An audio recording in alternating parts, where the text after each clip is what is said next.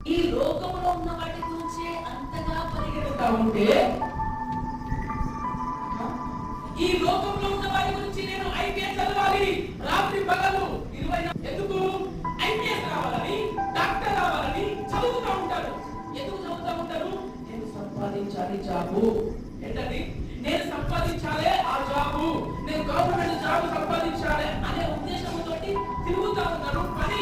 వారి యొక్క పనిని పక్కన పెడతా ఉన్నారు, వారి యొక్క పనిని పక్కన పెడతా ఉన్నారు. అన్ని పక్కన పెట్టి దాని గురించే కేటాయించుకొని ఉన్నారు. అవునంటారా కాదంటారా?